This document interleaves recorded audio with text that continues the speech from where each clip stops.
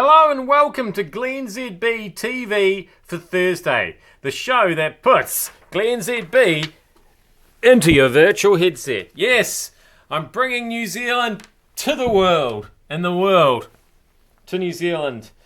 And hey, new guys taking over in Zimbabwe. Oh, really, just the old guys without Mugabe. Just a few tips. When you're doing that first big speech to the adoring fans, and you've got the microphone all set up and the sound system and the lights and everything all ready to go, you don't actually need this thing as well. You don't need the megaphone as well. Because a couple of problems there. So what happens is you're talking to those things and then the sound comes out the speakers. So that's one thing. The other thing is we can't actually see you because you're holding that up. I like the way that this guy here, he's not holding it himself. He's got another bloke holding it for him. That's a recipe for chipped teeth right there. Getting somebody else to hold your megaphone for you. That can go wrong. He's got glasses on, knock your glasses. That can definitely happen. The other thing that I enjoyed about this, they eventually figured that out, and by the time the crocodile actually took the stand and started speaking, they dispensed with the megaphone. But the lighting, it was all from underneath as well, which sort of made it look like they were all telling ghost stories around the campfire, which maybe they were.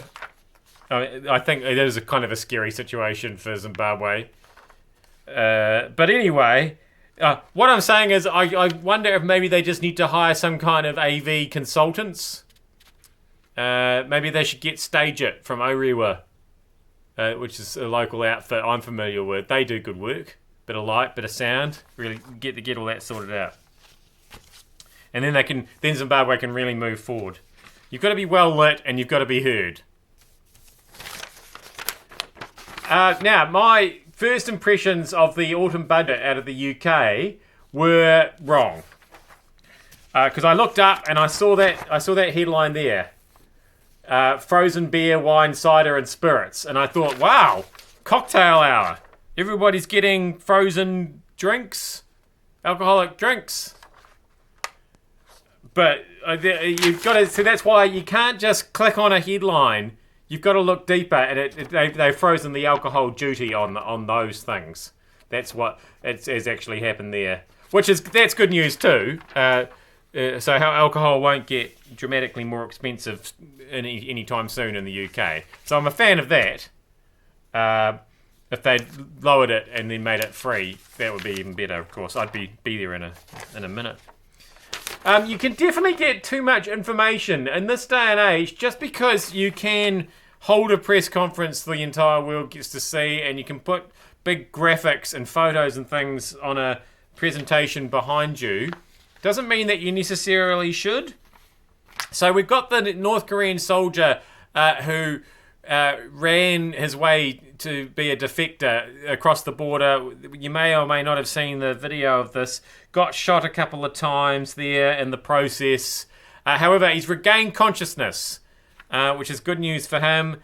And then we've got the South Korean doctor who operated on him, giving a report on his progress with actual gory pictures of the inside of his body in the background. That's inside him. And here's what he said here. I will reopen the abdominal walls and carry out an additional operation if intestinal worms come out of them or there becomes a problem by excrement and contamination. See, some things we just don't need to know. Could he not just have come out and said, hey, the guy, we've operated, it's been successful, the guy's awake. We don't really need to know about the 10-inch intestinal worms they pulled from his body.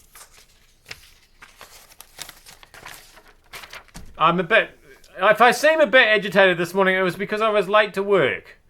In fact, I was 10 minutes late to work because, A, there was a motorway closure. Which, I mean, I can't really complain about this too much. I understand that they want to do roadworks. I come to work in the middle of the night. It's better that they do the roadworks then than disrupt peak hour traffic. I get all that.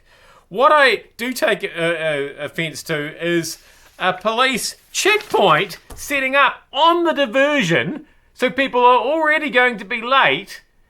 And then, that's off my dash cam this morning. There's the police lady waving me down, and I'm thinking, oh shit, how much did I had to drink last night? It's only a few hours later, and then I realised that weirdly I hadn't had anything to drink, that was odd.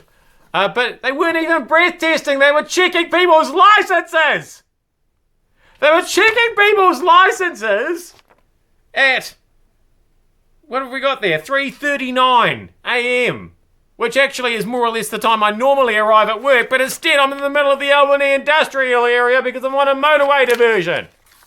That's one of it. And that's why I tend to think that driving... We've got the AA Insurance Drivers Survey, which has found that women... They are reasonably confident in their own abilities as drivers, but only 64% of women have crashed. Meanwhile, 94% of men are confident in their own abilities, but 71% of them have crashed. Or are women just better at covering up their crashes and pretending that they haven't crashed? That could be... I'm just throwing that out there. But what I can tell you is that I'm one of the 6% of men who is not at all confident in their own driving abilities. And that was the real reason I got nervous as I'm driving up to the police lady who's waving me over. Because I'm thinking, is this some kind of major sting? We've seen how terrible your driving is and we can't let it go on anymore. That's what I was really worried about. Anyway, that was a very long Glenn ZB TV. So thank you so much for having me in your virtual headset all this time. I'll try and compress things down for you. Keep it more concise, more internet friendly tomorrow. I'll see you then.